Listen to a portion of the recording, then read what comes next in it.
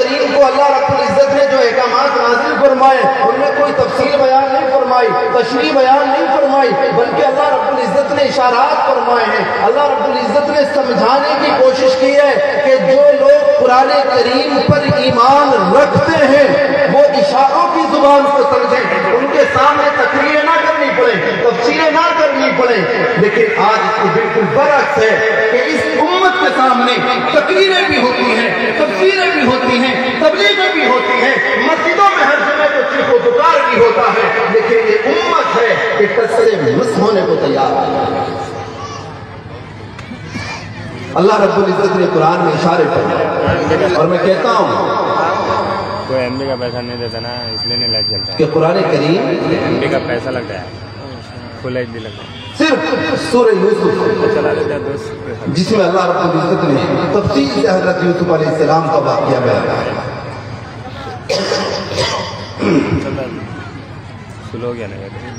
इसके अलावा जितने भी वाक़यात हैं सब में अल्लाह रब्बुल इज्जत ने मुख्तसर समझने के लिए चीजें बयान की। आप इसे अभी रोटेट किया कैमरा इंग्लिश में यूं कहें कि कुरान करीम बुक ऑफ साइंस नहीं है, बुक ऑफ साइन है, इशारों की किताब। मेरा नेट स्लो आएगा। इतने उलमा इकराम यहाँ बैठे, कभी आप उनसे पूछें कि जब हम नमाज शुरू करते हैं कोई यहाँ से देख रहे हैं बैठिए तो हाथ उठाने का तरीका कुरान में देख रहे हैं, अभी ग्रुप में डालिए। मैं पूछ लेता हूँ, हाथ उठाने का तरीका कुरान में है? नहीं है। और उसके आगे फिर कुरान क्या कहता है?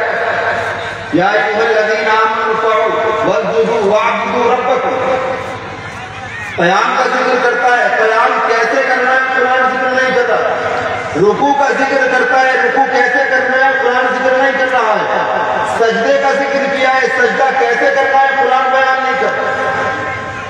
तो आप खुद समझो, अपने नबी से समझो, अपनी अकल के घोड़े दौड़ाओ।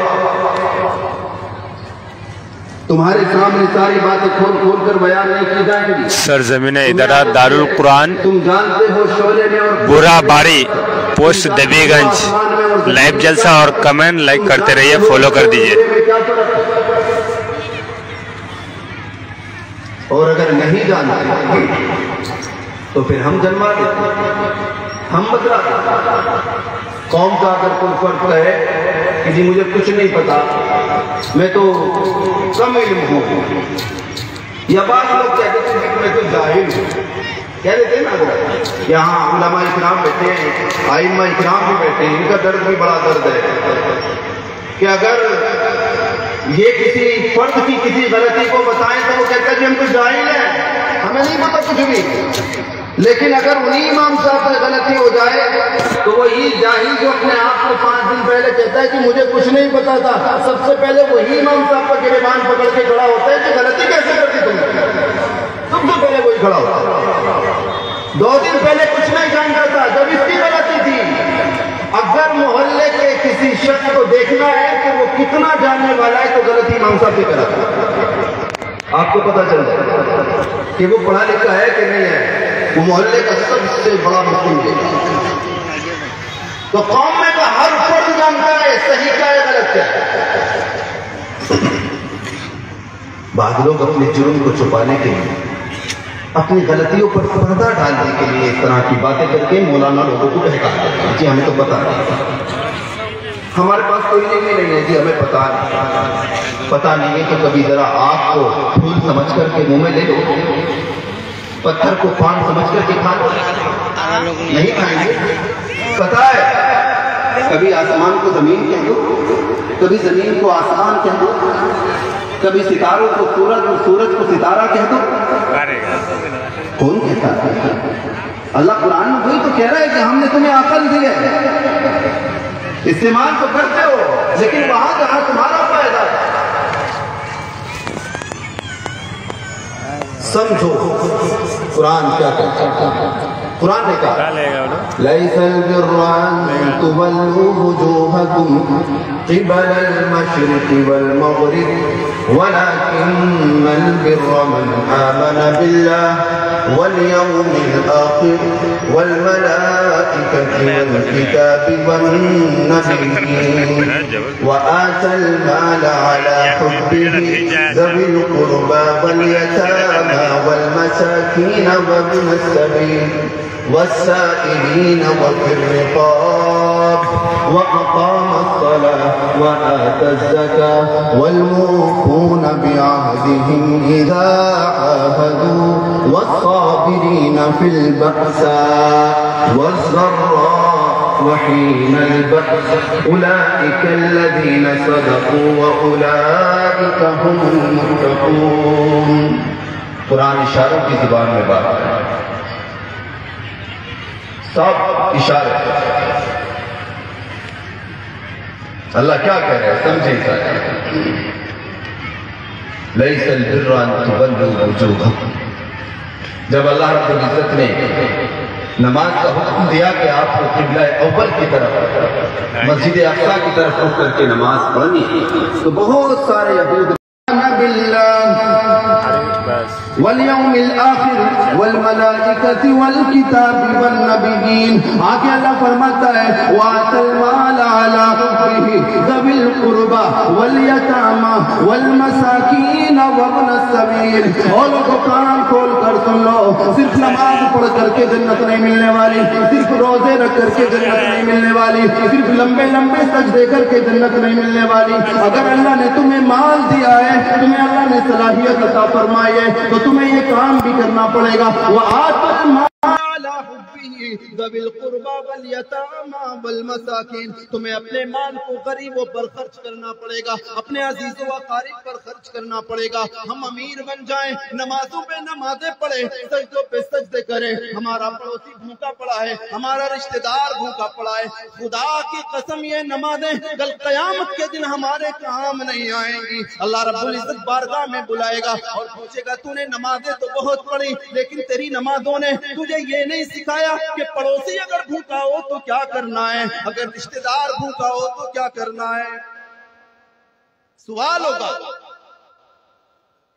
और ये सवाल जो बहुत ज्यादा गाढ़े दीनदार हैं उनसे ज्यादा, जिन्होंने ये समझा हुआ है कि हमारे पास सर्टिफिकेट है दीनदार होने का, उनसे ये सवाल होगा।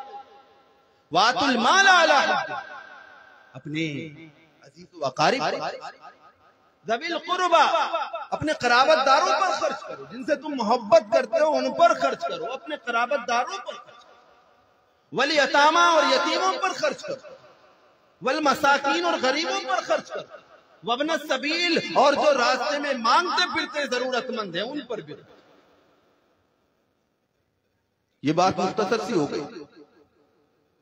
अब मैं अपनी कम्युनिटी का हालात वाज़ेह, हमारे यहाँ बड़े नखरे हैं लोगों, बड़े मसाइल है हमारी कम्युनिटी में। मुसलमानों का मसला हल नहीं होने वाला, कयामत ही मुसलमानों का मसला हल करेगी। इसके आगे तकरीरें कर लो, बयान कर लो, जो चाहते हो वो कर लो, ये कौम इससे मिस नहीं होने वाली। नहीं समझ में आती बात। और वआतल माला अला हुब्बिही, कुरान ने इशारा दिया है। अब इसमें बहुत सारी चीजें निकली कि अल्लाह ने अगर तुम्हें दौलत अता फरमाई है तो हॉस्पिटल बनवाओ, ये भी इसी में शामिल है। समझ रहे? अल्लाह ने अगर तुम्हें दौलत अता फरमाई है तो स्कूल बनवाओ, अल्लाह ने अगर तुम्हें दौलत अता फरमाई तो कॉलेज बनवाओ, अल्लाह ने अगर तुम्हें दौलत अता फरमाई है तो इस उम्मत के जो भी मसाइल है उन्हें हल करो। आज हमारे मुआशरे का हाल क्या है?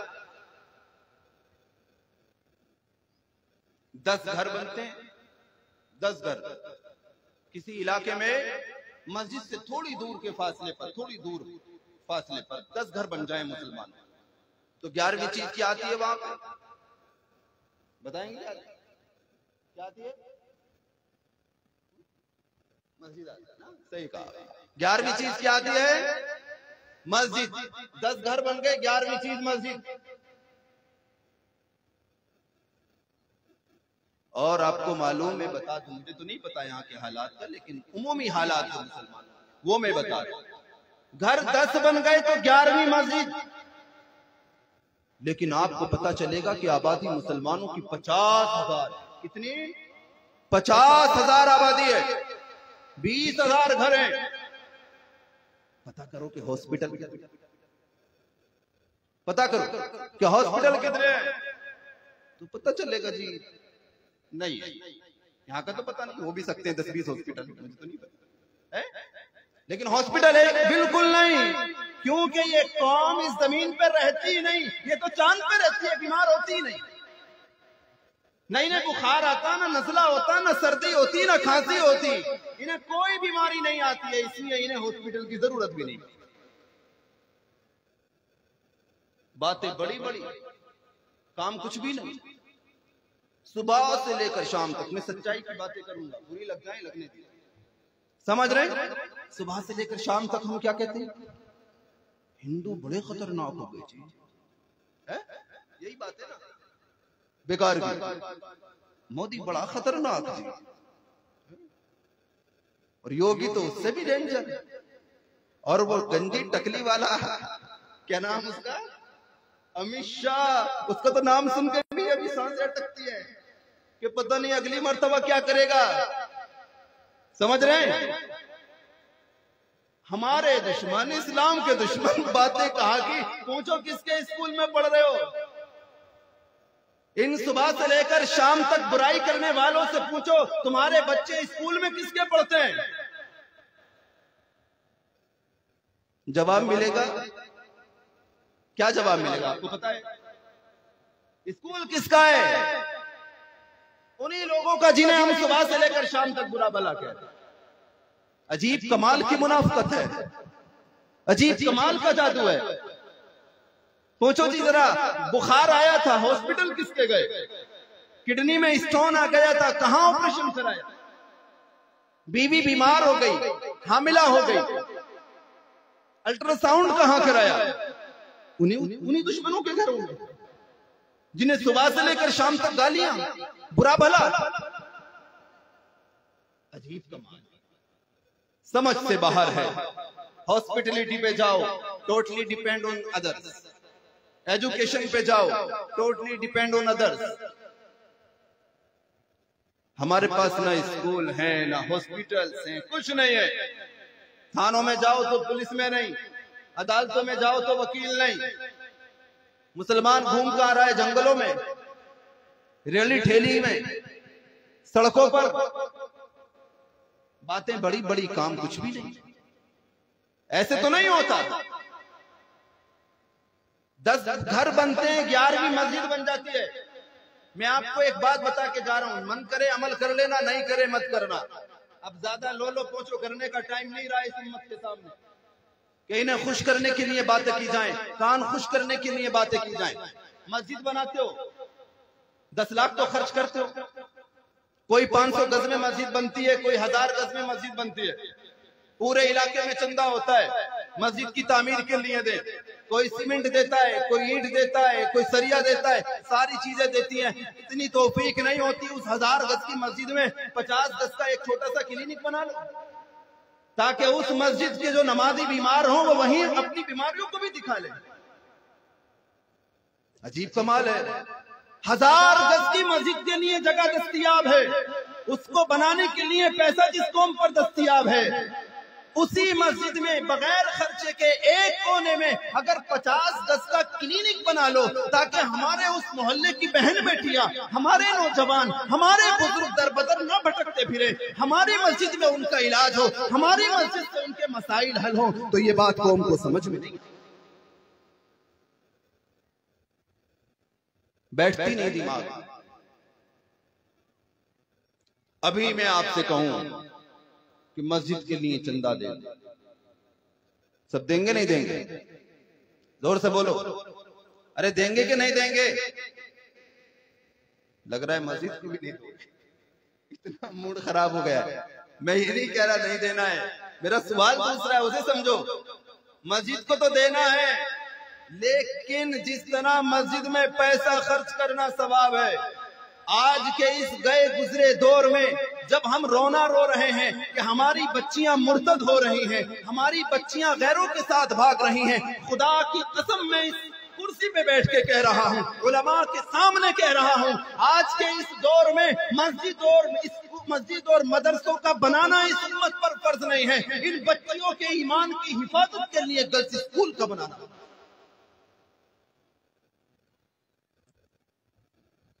2% बच्चों के लिए हम मदरसा बना दें, 98% बच्चों के लिए हमारी कोई परवाह, हमें कोई फिक्र नहीं है। रोना क्या है? बच्चियां भाग नहीं, गैरों के साथ भागेंगी नहीं। क्यों नहीं भागेंगी बोलो? स्कूल आपका है, माहौल दिया, पैसे दे के आते हो, काय के लिए? बच्ची 10th क्लास में, बच्ची 2nd PU में, पैसे दे करके आते हो, बच्ची को स्कूल तक छोड़ करके आते हो, बच्ची से कहते हो बेटी हिफाजत रखना, अपनी नजर की भी अपनी इज्जत की भी हिफाजत रखना। बड़े कमाल की बात है, बकरी को शेर की कछार में छोड़कर कहते हो कि बकरी अपनी जान की हिफाजत करना, सांपों को नेवलों के बीच में छोड़ के कहते हो कि सांपों तुम अपनी हिफाजत रखना।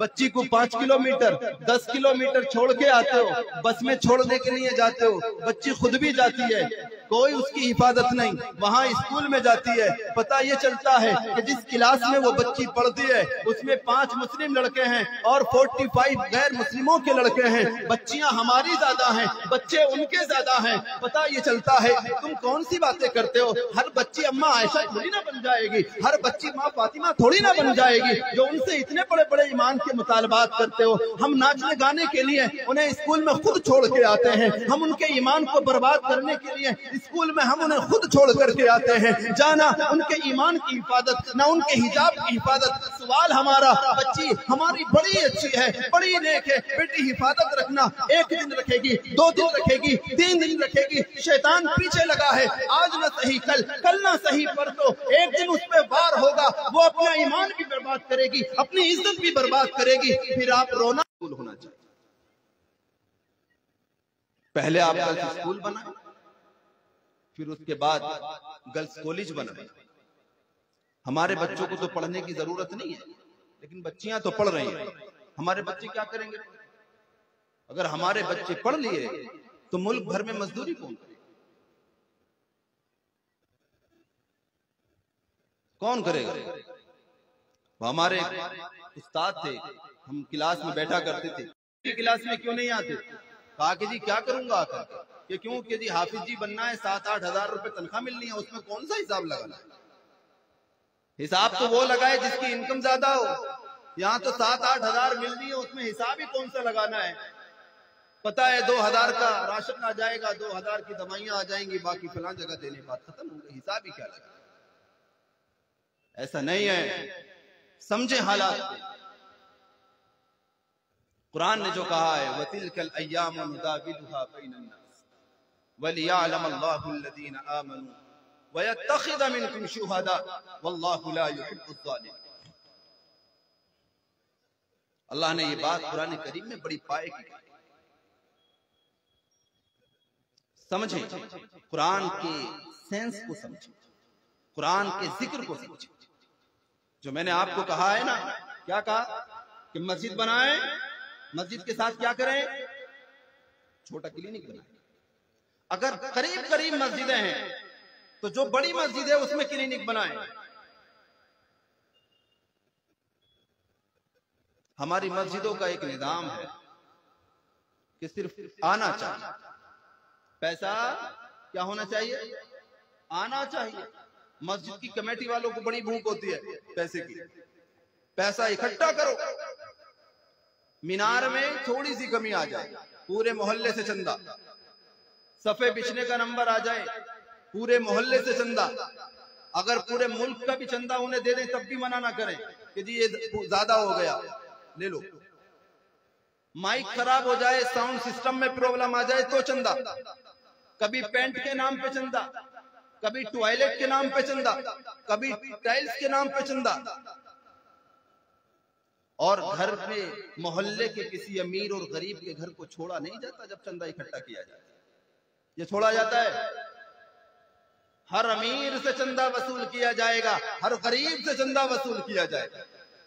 और बाद इलाकों में तो हमने देखा है कि निजाम बना हुआ है कि हर घर को देना ही देना है। बड़ी अच्छी बात है, दें।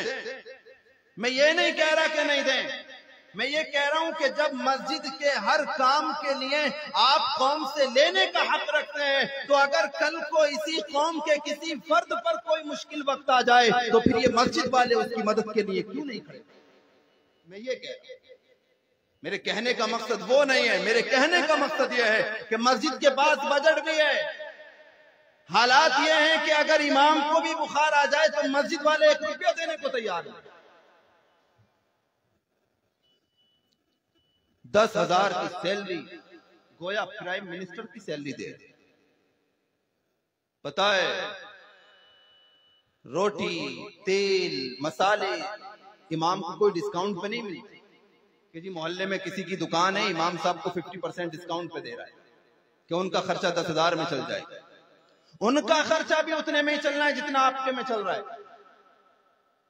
और उसे छोड़े, मोहल्ले में कोई गरीब है, यतीम है, मिस्कीन है, लाचार है। मेरे आका व मौला जनाब मोहम्मद सल्लल्लाहु अलैहि वसल्लम ने मस्जिद नबवी को सिर्फ इसलिए नहीं कायम किया था कि नमाजें पढ़ी जाएंगी, बल्कि इसलिए भी कायम किया था कि उस मस्जिद से मुसलमानों का हर मसला हल हो। आज सिर्फ 5 वक्त की 1 घंटे की इबादत के लिए हम मस्जिदों में लाखों रुपए खर्च करते हैं। पूरे मोहल्ले की घरें कच्ची हैं, मस्जिद 3 मंजिला बना दी।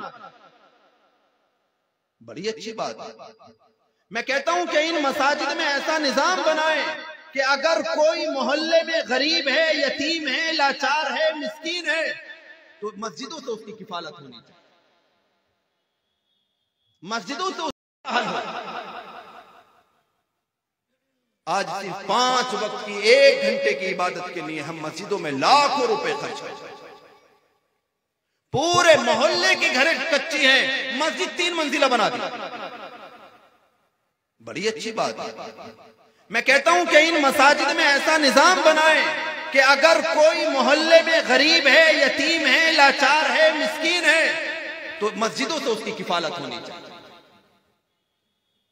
मस्जिदों से उसकी रहबरी होनी चाहिए, ताकि उसको भटकना ना पड़े, वो अपनी मजबूरी का रोना ना रोए। आज हमें अपने निजाम को बदलने की जरूरत है, अपनी सोच और फिक्र को बदलने की जरूरत है। जो हालात हाजिरा के तकाज़े हैं, उन हालात के हिसाब से हमें अपने आप को अपग्रेड करने की जरूरत है। अगर हमने अपग्रेड नहीं किया और इसी तरह बोसीदा निजाम के साथ हम चलते रहे, तो फिर हमारा शिकार करना बड़ा आसान हो जाएगा। हम अपने आप को शिकार से नहीं बचा सकते। मुल्क भर में 1 साल में, जो अभी के हालात में आपको वो बता रहा हूं कि मुल्क भर में 1 साल में तकरीबन 20 से 25 हजार मुसलमान बच्चियां गैरों के साथ भागती। 2024 में, 23 की बात नहीं कर रहा, 24 में। ये वो आंकड़े हैं जो रजिस्टर्ड हैं, जो अनरजिस्टर्ड हैं उनकी बात मत कीजिए। हमने कोई लाहे अमल उठाया? कुछ नहीं, हमें कोई फिक्र नहीं। जो हो रहा है होने दीजिए। बयानों से आगे बात ही नहीं बढ़ती। बयान होता है वहीं खत्म हो जाता है, बात खत्म, काम खत्म। एक मशगला बन गया, एक रिवायत बन गई कि जी बयान सुनना है, जाना है, थोड़ी सी देर एंटरटेनमेंट करना है और उसके बाद आ जाना। ऐसे नहीं है, तब्दीली लानी पड़ेगी। तब्दीली नहीं लाओगे तो अल्लाह रब्बुल इज्जत ऐसे लोगों को आप पर मुसल्लत करेगा कि वो आपको तब्दील करके छोड़ेगा। 70 साल तक अल्लाह ने मौका दिया कि तब्दील हो जाओ, समझ लो बातों को, इशारों को, हालात को, मुस्तकबिल को। अल्लाह कह रहा है समझ लो, नहीं समझा तो अल्लाह रब्बुल इज्जत ने फिर वो हो रहा है जो हमारे सामने ला के हमारे ऊपर बिठा दिया। अब नाचते रहो, कूदते रहो, चीखते रहो, चिल्लाते रहो, कोई फर्क नहीं पड़ता। अल्लाह दिनों को बदल देता है। हालात को बदल देता है। तो पहली चीज जो मैंने आपको कि अपनी मस्जिदों के निजाम को दुरुस्त फरमाएं। कम से कम अगर आपके गांव में 5 मस्जिदें हैं तो एक मस्जिद में जरूर क्लिनिक बनाएं, ताकि छोटी मोटी बीमारियों के लिए कम से कम हमारी माओ बहनों को गैरों के साथ ना भटकना पड़े, उनके पास ना जाना पड़े। और दूसरी चीज जो मैं आपको बताना चाहता हूं वो क्या है? तालीम, एजुकेशन। तालीम मदरसे की हो, स्कूल की हो, ये दोनों जरूरी है। आज हमारी कौम जो है एक ऐसी दलदल में फंसी हुई है कि वो चाहते हैं कि जी हमारे पास दीन भी हो और दुनिया भी हो। समझ रहे? दीन भी हो और दुनिया भी हो, और यही होना भी चाहिए, यही होना भी चाहिए। आप सिर्फ एक चीज को हासिल करके जिंदगी नहीं गुजार सकते। या तो दुनिया में नाकाम हो जाएंगे या आखिरत में नाकाम हो जाएंगे। दोनों में से एक जगह नाकाम होने के चांसेस हैं। अगर हमने अपने बच्चों को तालीम दी और उनको कुरान भी पढ़ाया और साइंस भी पढ़ाया और मॉडर्न एजुकेशन भी दी, क्योंकि जिस दुनिया में हम रहते हैं इस दुनिया में हमें डॉक्टर्स की भी जरूरत है, लॉयर्स की भी जरूरत है, इंजीनियर्स की भी जरूरत है, ऑफिसर्स की भी जरूरत है, और इसी तरह हमें हर डिपार्टमेंट के लोगों की जरूरत है। अगर हम अपने बच्चों को नहीं पढ़ाएंगे, मॉडर्न एजुकेटेड नहीं करेंगे, तो फिर पता चलेगा कि डॉक्टर सुबह कयामत तक भी हमारा नहीं बनने वाला, इंजीनियर हमारे पास नहीं पैदा होने वाले, आईएएस आईपीएस ऑफिसर नहीं होने वाले। फिर हम मुल्क भर में भटकते फिरेंगे, हमारी दुर्गत खराब हो जाएगी। इसके लिए अपने बच्चों को पढ़ाएं,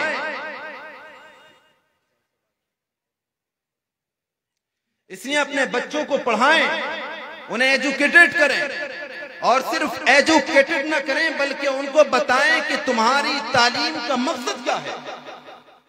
उनको समझाएं कि तुम्हारी तालीम का मकसद यह है कि जब तुम पढ़ लोगे, इल्म हासिल कर लोगे, तो फिर तुम्हें इस कौम की खिदमत करनी है, इस मुल्क की खिदमत करनी है।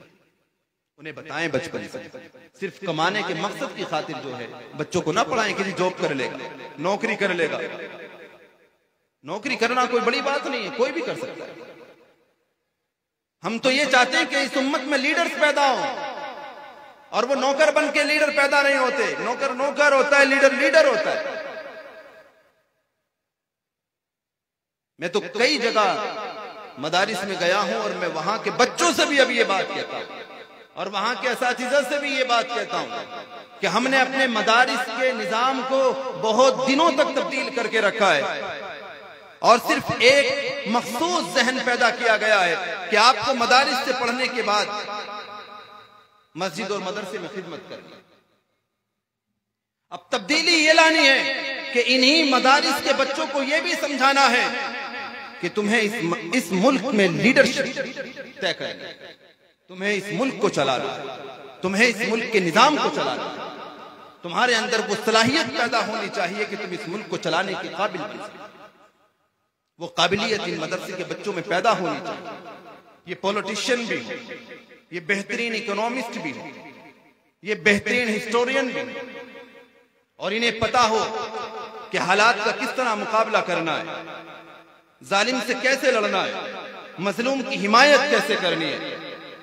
जब इन्हें ये सारी चीजें पता होंगी, और ये मदारिस के तलबा जिन्होंने कुरान और सुन्नत को पढ़ा होगा, जब ये जाकर के कौम की लीडरशिप करेंगे, कौम के हक में आवाज उठाएंगे, तो फिर कोई आपको ब्लैकमेल नहीं कर पाएगा। ये चीजें हमारे मदरसों से पैदा होनी चाहिए, ना कि स्कूल और कॉलेजेस से। लेकिन बदकिस्मती कहें कि हमारे मदरसों में ये सब चीजें तकरीबन ना की बराबर, और इस पूरे खला को पुर किया है उन इदारों ने जहां बदतहजीबी है।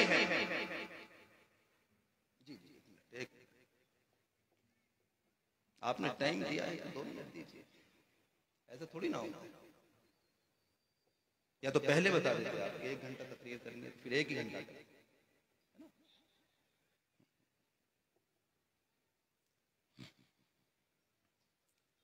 तो अल्लाह तबारक व तआला ने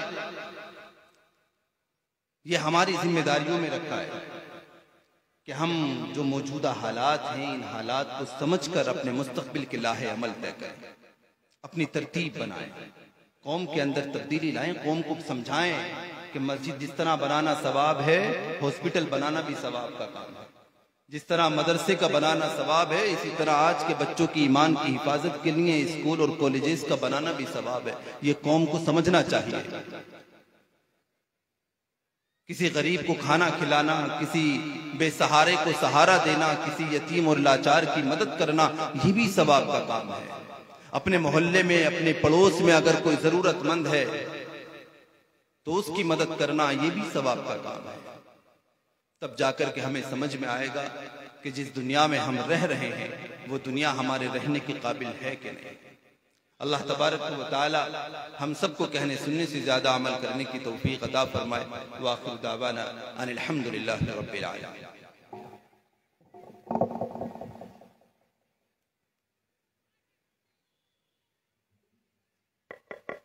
माशाअल्लाह। हज़रात, ये थे हजरत मौलाना मरगूब रहमान साहब दामत बरकातुहुल आली, जो सदर जमीयत उलमा इस्लाम दिल्ली। हजरत का पुरनूर खिताब आपने समात फरमाया है। मेरे दोस्तों, मेरे बुजुर्गों, बहुत ही काम की बातें आ रही हैं सामने, लेकिन वक्त की किल्लत के बिना पर हजरत ने अपने मौजू को समेट लिया है। चूंकि दीगर उलमा किराम स्टेज पे तशरीफ फरमा है, कारी साहब तशरीफ फरमा है, उनको भी सुनेंगे इंशाअल्लाह। अल्लाह ताला से दुआ है कि अल्लाह ताला तमाम कही भी बातों पर हम सबों को अल्लाह पाक अमल की तौफीक नसीब फरमाए। दोस्तों, सुनते बहुत है अमल नदारत, लेकिन हमें अमल के लिए से सुनने इंशाअल्लाह।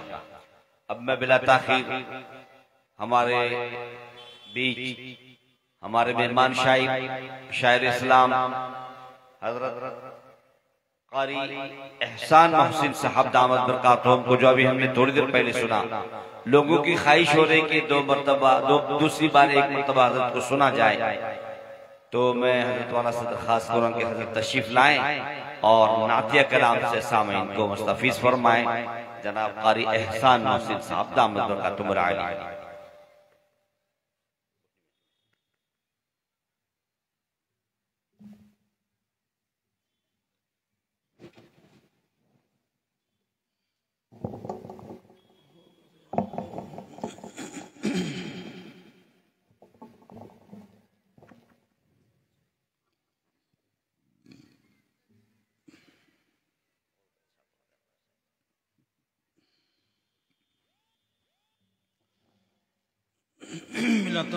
नाते पाक सुन लो, हुक्म है तो जी इरशाद। आप लाए खींच खांच के तो सुनाना ही पड़ेगा। लम्हा लम्हा मुझे सरकार की याद आती है, लम्हा लम्हा मुझे सरकार की याद आती है। माशाअल्लाह। लम्हा लम्हा मुझे सरकार की याद आती है, लम्हा